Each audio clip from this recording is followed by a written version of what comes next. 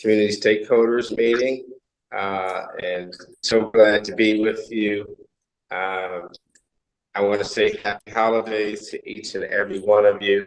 I have a little different background this time. I'm at a meeting at the White House, but I wanted to be with you all as we conclude the year with our last meeting of the year. And we'll have Laurel Mack-Wilson, who will facilitate today's meeting. But I want to just give you all some quick updates. One is that there's a tremendous amount of funding that's available now.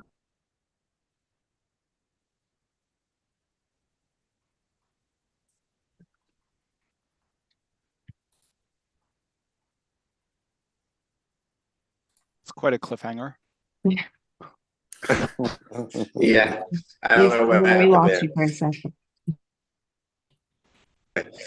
I mentioned that there's a tremendous amount of funding that's available right now through the Department of Energy, Department of Transportation, EPA, and let's make sure that you all are, if you're members, that you're reviewing each week.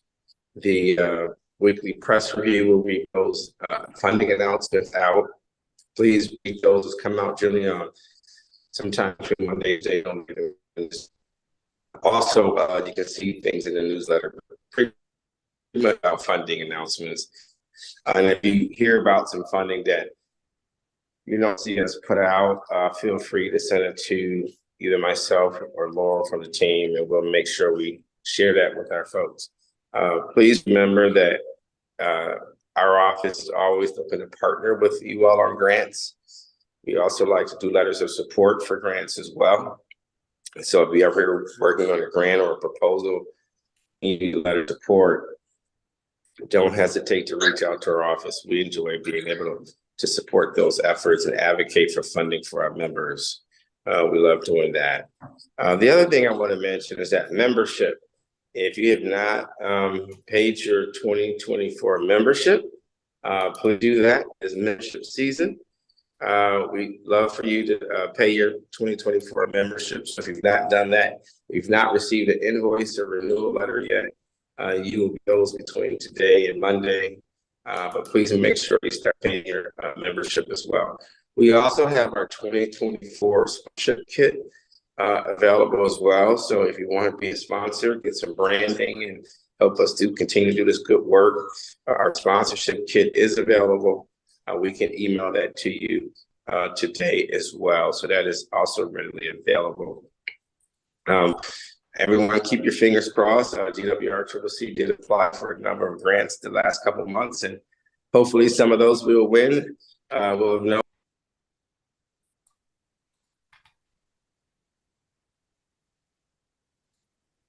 I guess there isn't very good service in the White House. The last thing I would mention, I don't know, I'm at the White House. I don't know why. It's not being kind to my internet or myself. Sure, Mike Jones will talk about this as well. Beginning January 1st, there are going to be a number of new incentives that will be available at point of sale, rebates for electric cars. So please make sure you take aware of that. I'm sorry, one last thing. We on our website, if you are in the electrification space, we just launched a new page on the website where we're promoting many of the members who have businesses in that space. So please make sure that you check that out as well. So without further ado, I'll turn it over to Laurel for any announcements and the introduction of our speakers.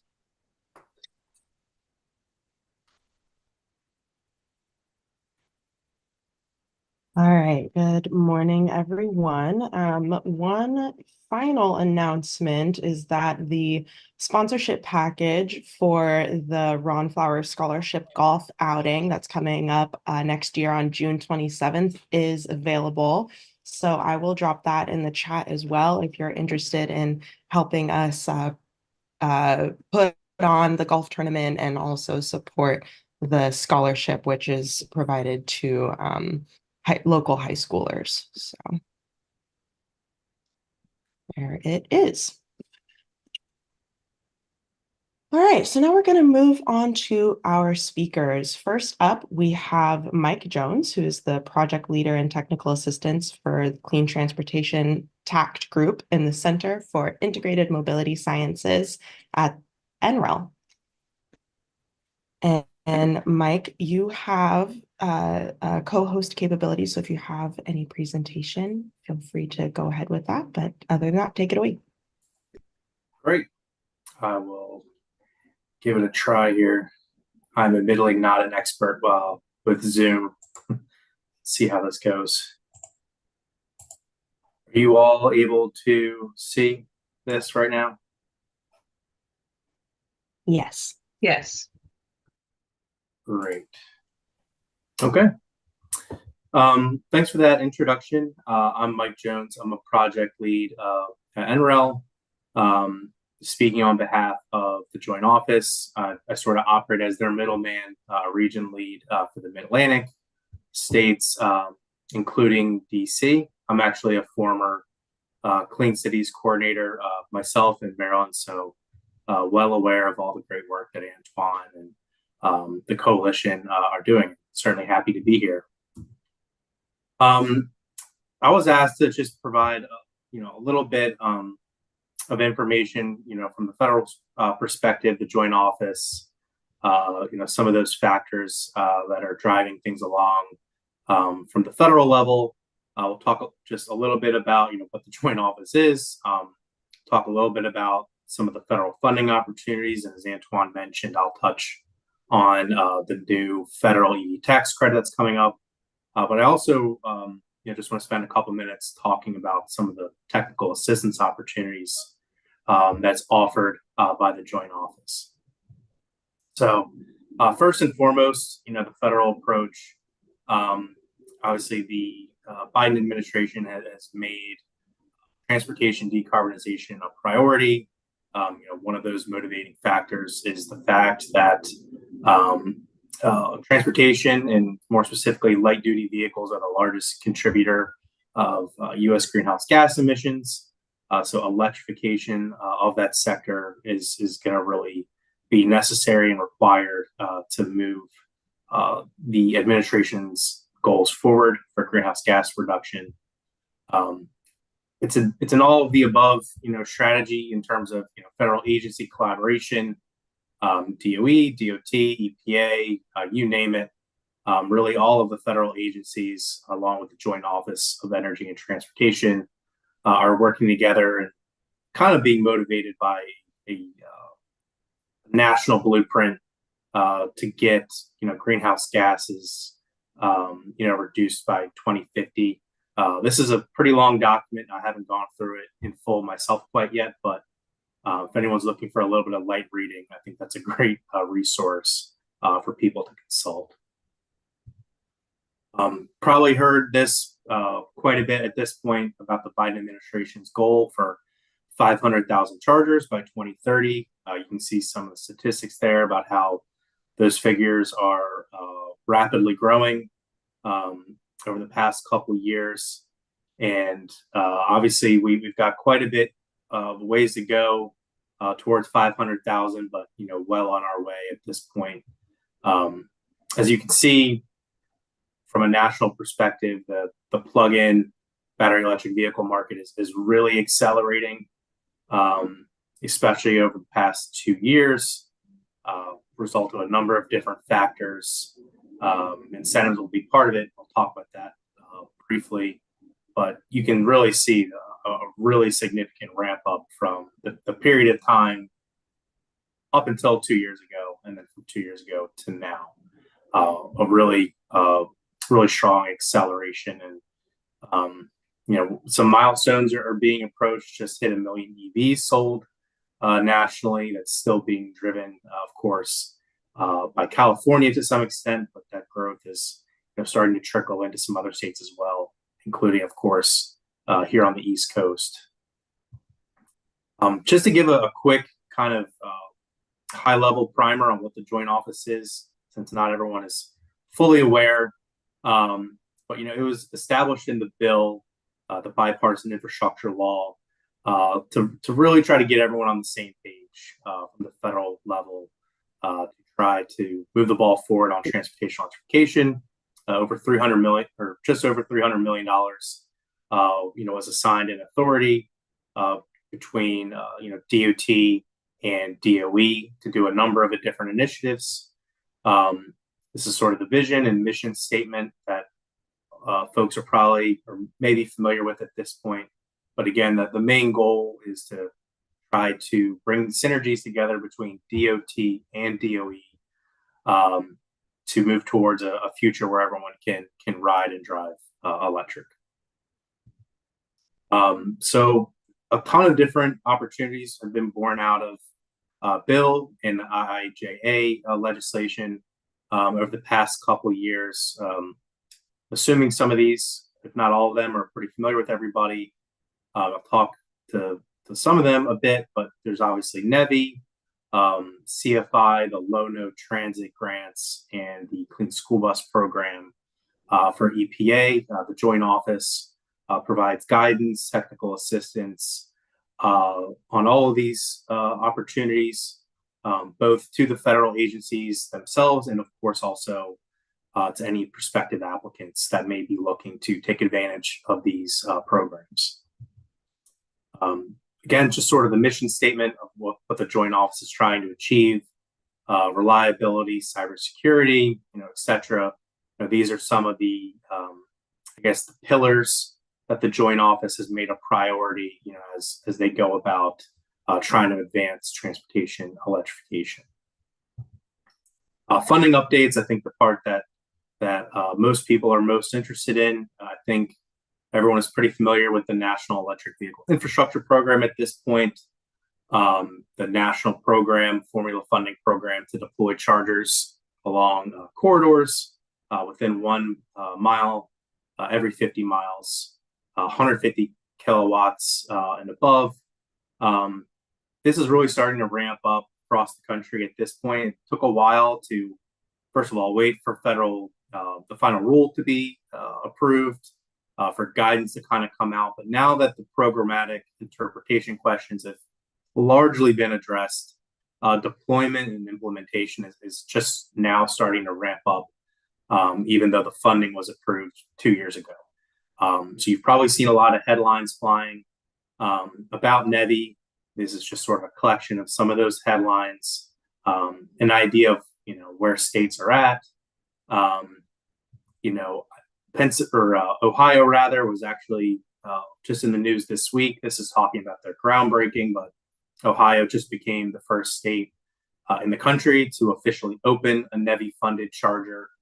That was a General Motors partnership with Pilot and EVgo. And this is just going to be the first of many. Pennsylvania is not too far behind.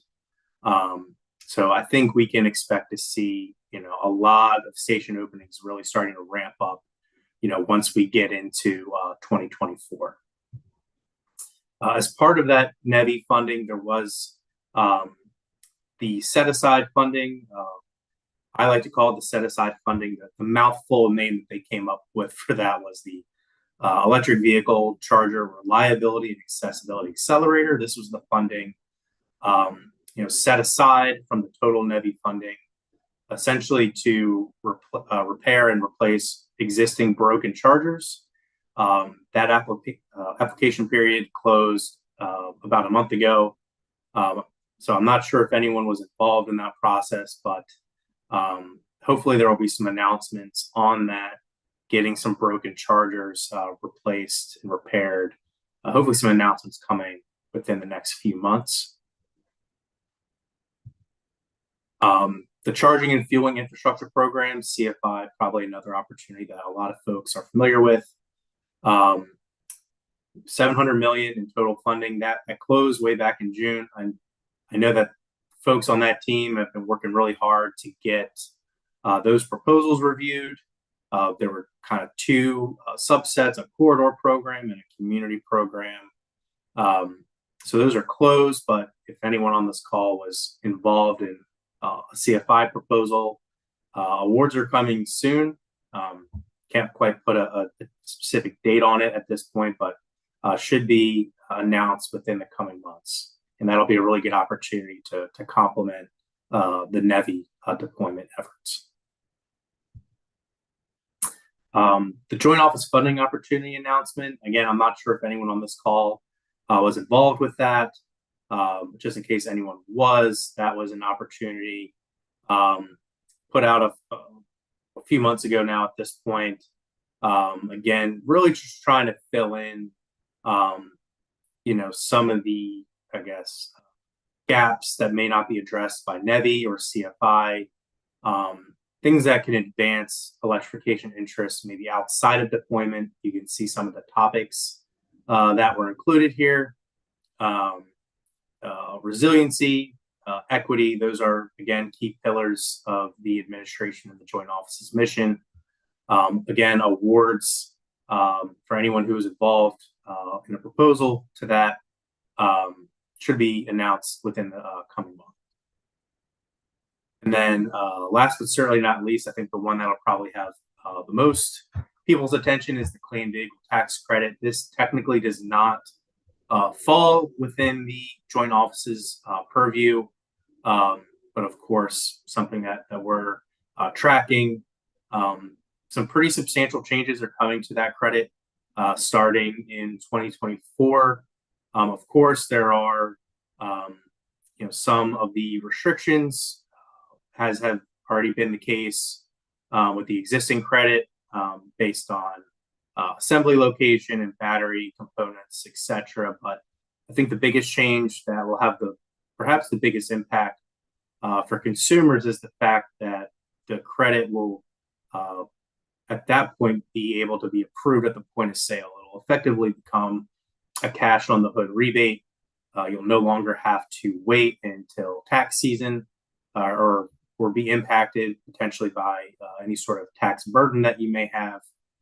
So while it's called a credit, I think for all intents and purposes, it'll effectively become a cash on the hood rebate, which should make things easier for prospective EV buyers. Fueleconomy.gov really is the source of information on everything related to the clean vehicle tax credit. So that should be the first, I guess, resource to check for more information on that. Technical assistance. This is really sort of the bread and butter of the Joint Office and what our purview and services include. This graphic kind of gives an understanding of our relationship with Federal Highway. There's a lot of different things that are kind of being figured out on the fly since there hasn't really been a national standard or network for chargers to this point.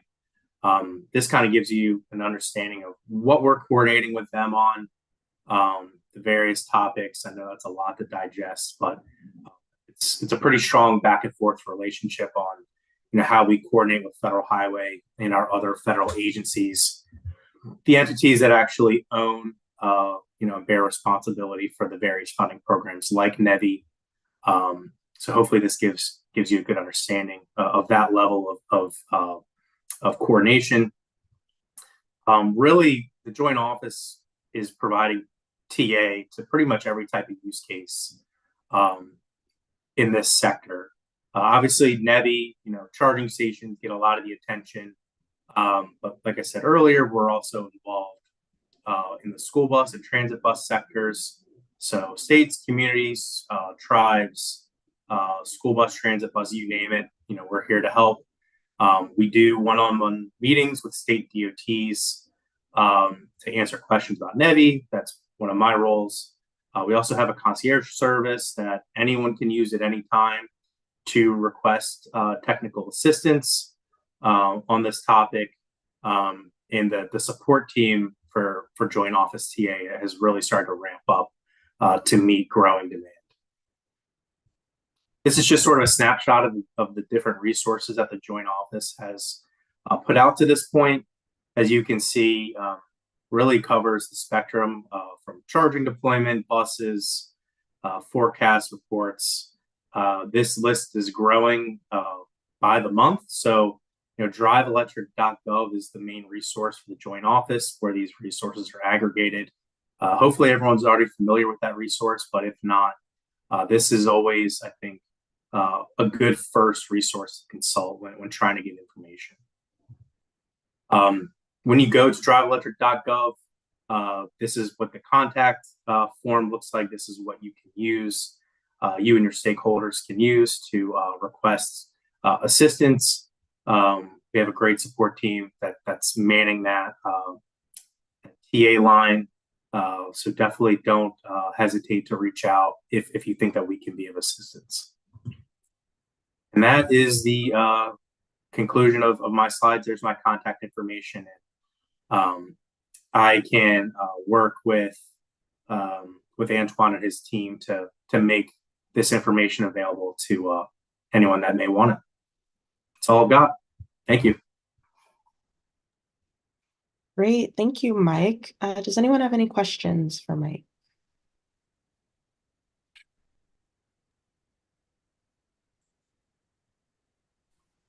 Hey, Mike, really quick. Emmanuel Wagner here from WGL. Driveelectric.gov. I just looked at it briefly. Are there resources for hydrogen fuel cell electric drivetrains and vehicles, or is it just battery and plugins?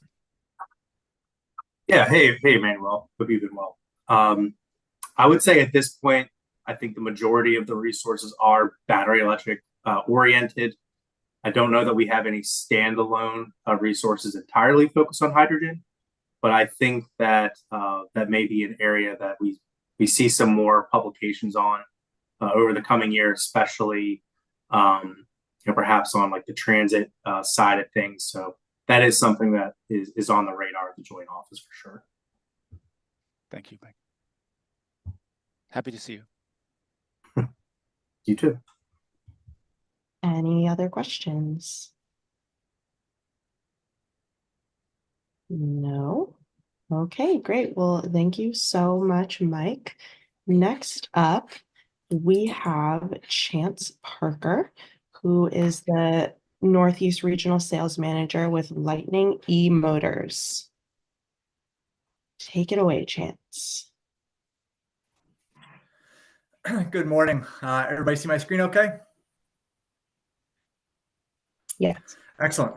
Yes. Well, thank you, Antoine, Greater Washington Regional Clean City Coalition, for the opportunity. We've long been engaged supporting sponsor members, and happy to share information, best practices, tips, and tricks. Lightning E-Motors. I'm the Northeast Regional Sales Manager. I cover basically Boston to DC with some surrounding territory as well. Lightning E-Motors actually been around since 2009. We did some hybrid propulsion systems, but pivoted exclusively to battery electric vehicles, specializing in manufacturing class 3 through 7 commercial EVs and providing fully integrated end-to-end fleet electrification products and services.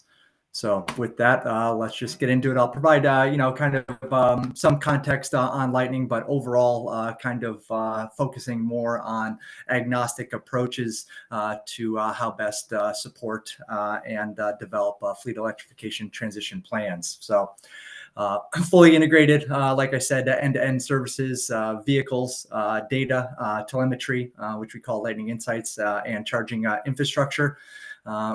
Breaking all those out into individual buckets are huge projects in their own right. And then when confronted with having to develop and implement a transformational technology encompassing all these, it is a lot. So at first pass, it seems fairly straightforward.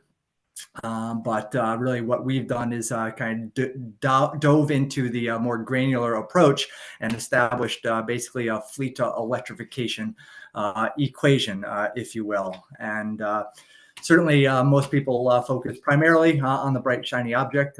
Can't blame them, which is the vehicles. But before you look at EVs, you really want to take stock of what you have existing in ICE vehicles, right? So that includes a comprehensive fleet audit. This will break out your use cases, your duty cycles, any upfit equipment, the profile and class ratings of your vehicles. So this is an extremely important part of planning to transition and electrify your fleet. Right behind that, and actually of higher priority from a critical path on a schedule standpoint, is of course EV infrastructure.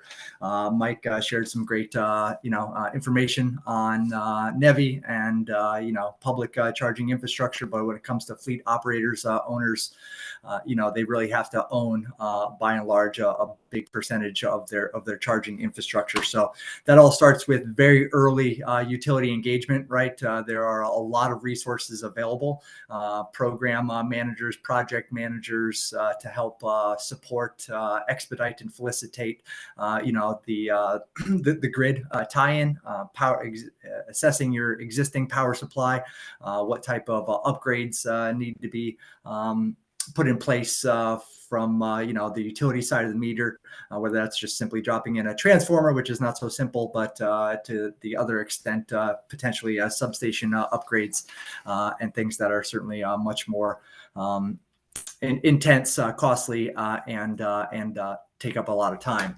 But this is things you should be talking about with your teams, with your managers, with your leadership.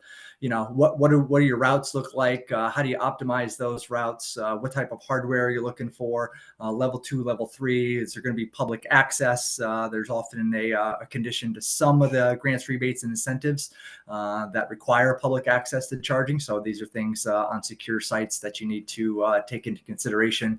Are you looking at other technologies, bridge gap technologies, portable mobile charging? Are you interested in V2X? This is important information when you want to future-proof the investment that you've made in your electric vehicle infrastructure. Also, from a distributive energy standpoint, right? This opens up conversation and opportunity to integrate, more resiliency in microgrids, on-site power generation, photovoltaic, battery energy storage systems. So there's a lot to unpack just exclusively in the infrastructure side of things. So be forewarned. Software, right? This is where you actually start to leverage the technology. These are basically supercomputers on wheels. So it's really all about the data. Lightning eMotors vehicles capture 160 data points every hertz, basically every second, and track and report and record that vehicle health, wellness, efficiency, GPS, HVAC use, idle versus driving time. So there's a lot of data to really start to understand and develop ways to optimize your system. So tying software together from charger management system to vehicle telematics, right? In a word, interoperability is the most critical component to maintain and ensure a successful fleet deployment. Not to be understated, right, is service. Not a matter if something goes wrong, but when it goes wrong. Are you working with a partner and a supplier that has proper service, support in place, whether that be factory people, whether that be authorized dealers, authorized third-party service providers, right? This is where you really want to make sure that you have the back-end support, post-sales support that you need to maintain. Ultimately, the most important metric to fleet owners and operators is uptime. It's all about uptime, right? And then, with new technology comes new frameworks and new models of procurement, of financing. Is this going to be a capital purchase? There are a lot of lease options out there: transportation as a service, EV as a service, charging as a service. A lot of federal contracts are you can piggyback on group purchasing organizations. So it does kind of encourage you to get out of your normal procurement, process. And look at some of these new new frameworks and new models, of which some can really help eliminate or decrease the initial upfront cost premium to converting your fleet to EV, and amortize that over the total cost of ownership of your fleet assets. So there's a lot of value in really investigating and doing your due diligence on the financing side of things. And then, as Mike kind of covered pretty comprehensively, right, it is all about the grants, rebates, and incentives. So I myself personally have helped fleet owners and operators obtain financing across the entire rebate ecosystem, if you will, voucher incentive programs, FTA funding, EPA's clean school bus program funding. So you really, there's a lot of carrots out there for rebates, incentives, and grant money. But know that there's also a very heavy stick in the form of policy coming right behind that. So if you don't, proactively engage and take advantage of these subsidy programs, you're going to have to, from a policy standpoint, basically convert by mandate over a course of time. So this is kind of, breaking down that fleet electrification equation and all the different things you really need to consider about that. One thing about Lightning, we've been offshoring and outsourcing our manufacturing and our technology industries for far too long. So we stand very tall, and it's a big part of our DNA that we are American-made, technology manufacturing company, and these are American hands building the vehicles that you see on the road or just behind me, shot of the factory. Inside every Lightning e-motors vehicle is our heart, is the powertrain. That's our core competency is designing, engineering, packaging, and building these powertrains for class 3 through 7 commercial vehicles. This has been the product of many different iterations and versions over time. We do all of our own metal fabrication, paint, powder coat. We build our own wiring harnesses. So again, that vertical integration gives us a lot of control as far as quality, costing, and also lead time. What that looks like in your vehicles, right, will depend. But at this point, most major OEMs have, integrated their powertrain systems inboard of the frame rails. All of our battery manufacturers, are impact rated batteries, but this provides, not only a much cleaner aesthetic, a more streamlined packaging, but some additional, rigidity and safety mounting these systems and battery packs inside the frame rails. One thing's for sure, you can take my word for it, or you can actually see vehicles out in the wild. We have deployed over 650 medium-duty commercial vehicles, culminating just in the red down there of 5.8 million customer EV miles. So make sure that you're aligning yourself with a supplier that is not just running around with a prototype or some slick marketing, but actually has a robust portfolio of vehicles actively deployed. And we did just cross the threshold of mitigating over 10 million pounds of CO2 emissions from the vehicles that are operating out in customer fleets. This isn't some arbitrary equation, or we actually provide that data, aggregate that data into a fleet tool, fleet planning tool. So this is available on our website. This can help assist fleets to identify either pain points from a route analysis standpoint, vehicle type, upfits, passenger, ADA. So, there's, not an algorithm behind this, but this is populating on the telemetry of those, that almost 6 million miles out in the wild. Just a quick snapshot of vehicles that we have successfully electrified and deployed for customers. Another key metric to consider, right, is how do you objectively assess the quality performance, and ultimately safety of a very wide range of commercial vehicles from many different OEMs, domestic and foreign. We have taken the position to basically benchmark our products versus industry standards like Altoona, which tests for durability and performance over some very exhaustive testing in Pennsylvania. So from a passenger standpoint, right, this is a requirement for FTA funding. So you want to make sure that your OEM that you're working with has performed these tests and has validated their products objectively through third-party industry standards like Altoona testing. What we've also done outside of our commercial vehicles is innovate, right? This is a Lightning Mobile product. So knowing that it takes 2 to 3 times longer to get chargers in the ground than it does for us to manufacture and deliver a vehicle, this is a really versatile modular product that provides a lot of value in standing fleets up right away. This technology basically enables a very heightened degree of charging options. You can charge commercial passenger vehicles at depots without the needed infrastructure, or while you're waiting for commissioning or waiting for the utility. You can mitigate charging downtimes due to potential power grid outages, roadside rescue of your EVs, disaster relief, emergency preparedness, emergency response. You can also, utilize this as off-peak kind of time of use. You can charge overnight and then discharge during the day, remote sites, job sites, etc. So our Lightning Mobile is an extremely versatile product. Next, I'd just like to take a couple minutes just to talk about some deployments and some projects in and around. Some of these are in and around Greater Washington regional coverage area. Others are indicative of projects that we're doing to basically, provide this innovative EV commercial technology to all people in all sectors of our communities, right? So top left there, we've been working with Dollaride. Dollaride is a, revolutionizing kind of urban transit, bringing e-mobility to underserved communities in the 5 boroughs of New York City.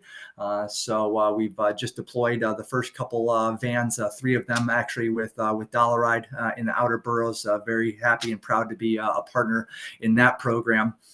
Just a couple weeks ago, I was down in Baltimore City, public schools, Baltimore rather, and we provided the entire driver and service team with EV training, right? EV training is also a huge component of a successful fleet deployment. So we're deploying 5 of our Collins Type A electric school buses down in for Baltimore City Public Schools, and a very well attended event there. And then we also demoed our Lightning Mobile at Prince George, the bus depot, about a month or 2 ago. So these are all active projects. These are all, fairly high visibility fleet owners and operators that are really being proactive in electrifying their fleet, in reducing their greenhouse gas emissions, in increasing the health and wellness of all community members that are, subject to these vehicles, and ultimately, being financially responsible to their organizations, thus realizing the cost reductions, maintenance and operational decreases over time with electric vehicles. So with that, I will pause and field any questions if anyone has any now or at the end of this session. Thank you very much for your time, and let me know your thoughts.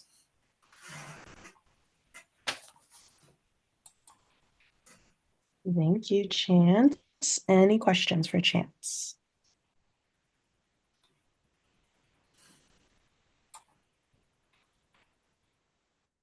Go ahead, Emmanuel. Yeah, no, thank you so much. Since nobody else is asking questions, I did want to get your take on Montgomery County has recently decided to buy, I think it's about 80 diesel school buses despite their commitment to go zero emission, because of the supply chain issues and the deliverability issues on electric school buses. I was just wondering if you can talk a little bit about what your experience is in that regard. Sure. Great question. And understandable. This is actually something that we've seen, across the country. New Jersey Transit, I think, also did something very similar and fulfilled a very large order of diesel transit buses within the last, I want to say 4 or 6 months, and drew a lot of scrutiny, right? Montgomery County, we work with Montgomery County. They are, one of the biggest advocates and developers of fleet electrification. They've done a lot from a resiliency standpoint, distributed energy, huge microgrids, big solar arrays. So, I mean, they are totally on board. I can't speak to the specifics of the drivers of that. Obviously, we're seeing, the larger, industry still continue to struggle with supply chain, and despite a huge hockey stick inflection curve of adoption and passenger and commercial EV sales, right? Many OEMs are trying to balance that with supply chain production volume. We've seen a lot of, back and forth with OEMs. Ford just recently this week, right, announced potentially cutting production capacity for the F-150, right? So, I mean, I think the takeaway here is that this is still very much, emerging technology, and we're not the only ones exclusively being impacted by supply chain either. But it's an interesting development, right? And it's not something that anybody in the room or on the call likes to see when a customer says, you know what, I'm just gonna, fall back to, the old diesel buses and run these. So I really can't speak to the decisions and what was made there. I know we've worked with Montgomery a lot in the past, and will continue to do so. Thank you. I will drop a couple links in the chat, right, to piggyback on Mike's presentation. The biggest, there is another round of EPA Clean School Bus funding coming out. That due date is the end of January. They did a rebate round 1. They did a grant round 2. This is another kind of rebate lottery round for round 3. There's significant monies available, especially for disadvantaged communities or priority districts. This does also include, to some extent, school bus operators as well. Fairly streamlined application process with the rebate program. So certainly, would encourage everybody to have these discussions with your customers, clients, users, fleet operators, or owners. And then, of course, there is the, for a lot of our Class 4 vehicles qualify for the $40,000 IRA tax credit. So I'll drop a couple of those links in the chat for everyone. Great. Any other questions for Chance?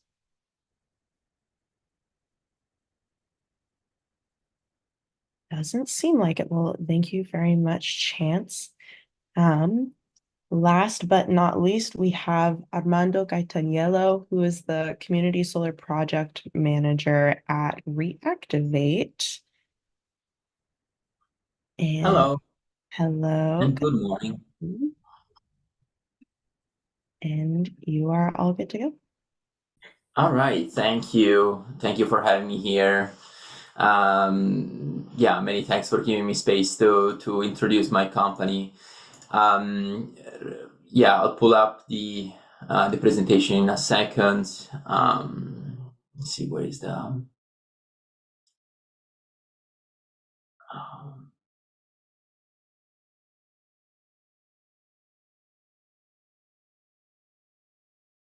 here it is. So it's cool to, there you go. All righty. So you should be able to see just a slide here. So I would like to introduce Reactivate.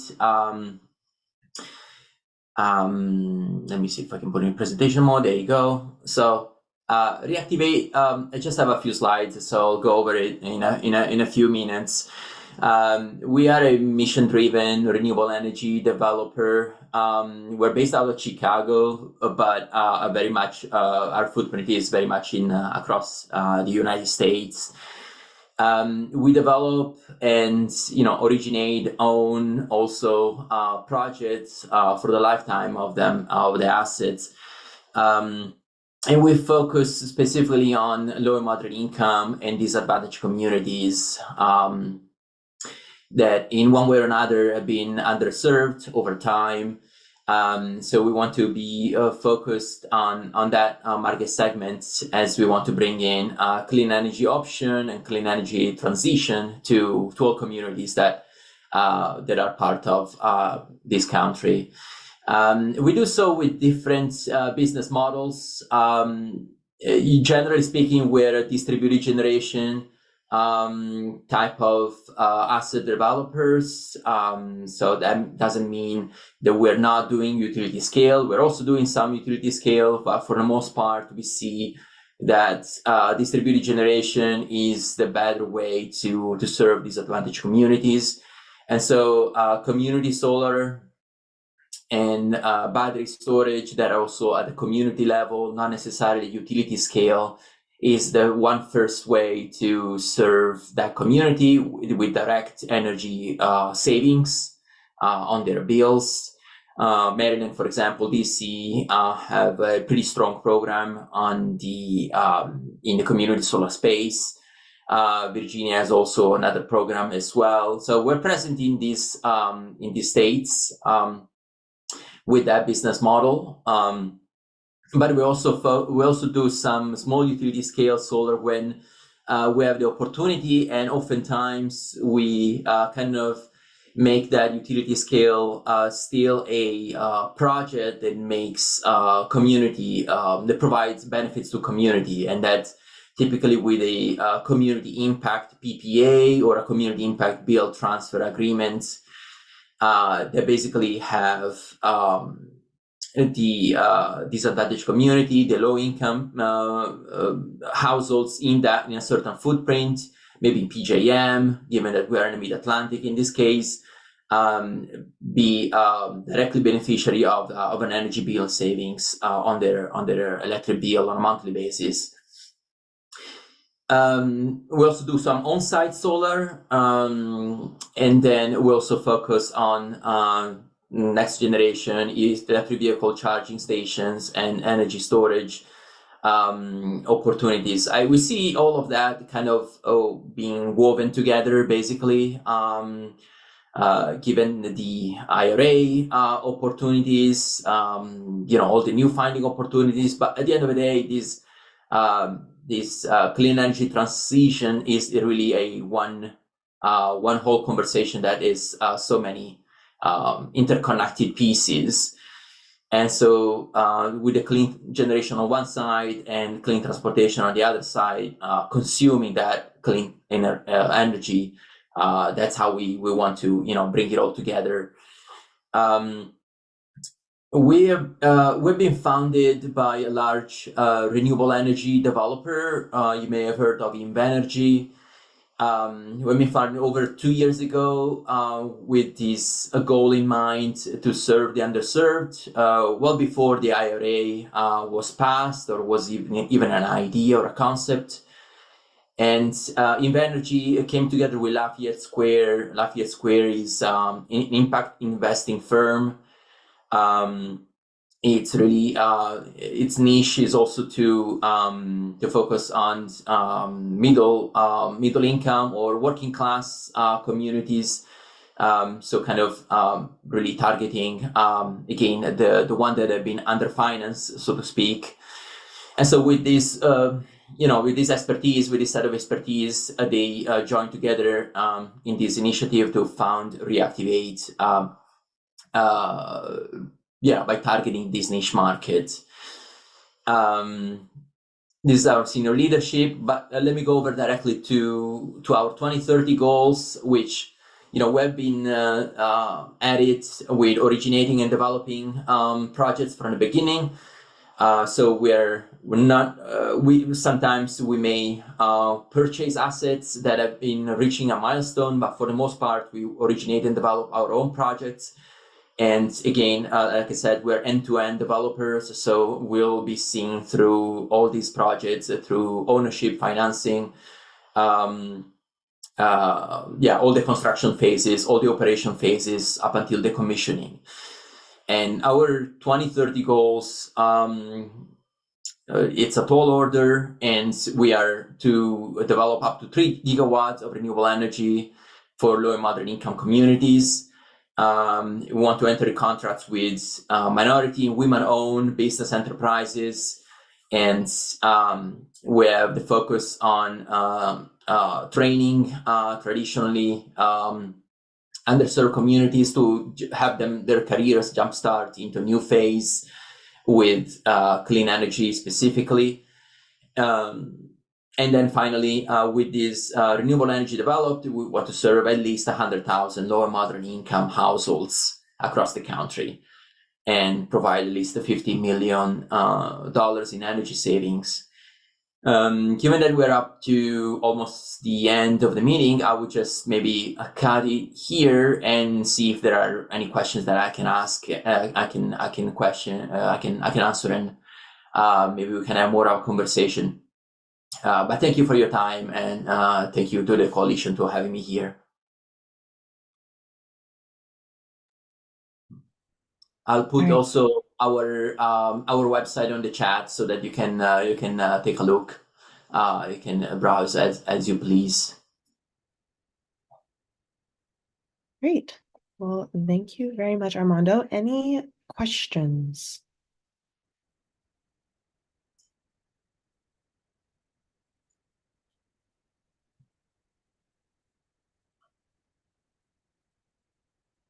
Looks like there aren't any questions. So, okay, thank you so much, Armando. So to conclude the meeting, I did just want to remind everyone that we are putting together our 5-year strategic plan, and we would really love your input on the plan just so that we can ensure that we are providing services that are most useful to you also. I'm going to drop the form in the chat so that anyone who hasn't already filled it out can. We would really appreciate your input. But lastly, just to have a short conversation before we get out of here. We are working on increasing our fleet membership, and we are wondering if anyone has any ideas about how we can work to meet with fleets, provide services for fleets, and just bolster our membership in general. I know we don't have a lot of time, so either you can write it in the chat or say it now. Go ahead.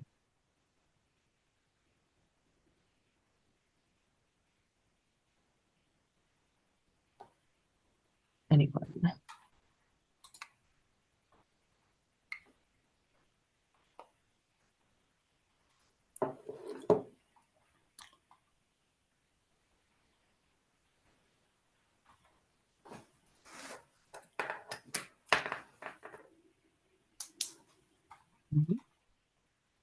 Maybe just around membership in general.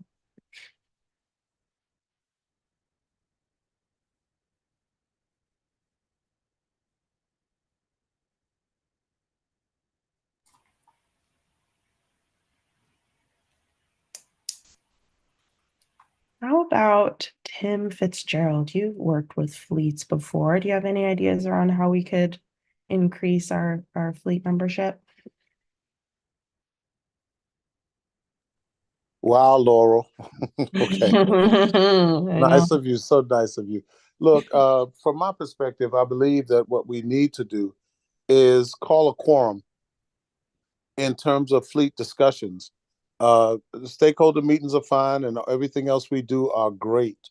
But I think that what we have to do is we've got to meet them on the ground where they are.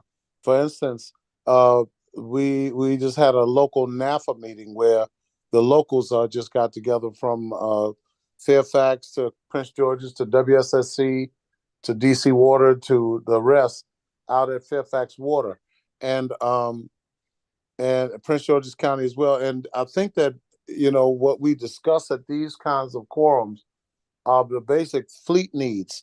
Now, we do have some presentations from some of the companies and all, but for the most part, we've got to get tighter in terms of the lens of what we need to do to escalate the types of things that we're doing now and what needs to happen. For instance, you know, we can buy all the EVs that we want when the infrastructure is not there, you know, to service them, whether it's public facing or in-house. Then it becomes an issue because, you know, the infrastructure has to catch up, and our public service commissions also have to be on the ground with us in terms of this lift. Now, we've got to be able to become a force together to move the ball, and not just in our own corners, but to get out there and talk to our leadership about how this needs to be done, because the investment has to be there. And the investment dollars, I'm not sure they know how to pursue some of the grants. And then some of the grants may not be all of what we need in the corners to get this done, because this is the new fuel. So, you know, I reserve my comments sometimes because I don't know if we want to do that, but then we may be viewed as pushing too hard, you know, but we're under mandates to get this done. So we can't just do a heavy lift, you know, with soft cash, if you understand what I'm talking about. Absolutely. That would be my I knew throw. you had something good to say. I knew it. Thank you. That's very insightful. And I think ultimately, I don't know at this point in time if there is such a thing as pushing too hard with the amount of funding that's out right now, and the place where we're at when it comes to emissions. We don't have a lot of time to twiddle our thumbs. So I agree. I don't think that you're far off. So thank you very much. If anyone else has anything else to add, you can feel free to send me an email. I'll drop it in the chat. But other than that, thank you so much for being with us this month, and we will see you at the stakeholders meeting next month. Happy holidays, everyone. Happy holidays. Thank you. Thanks, everyone.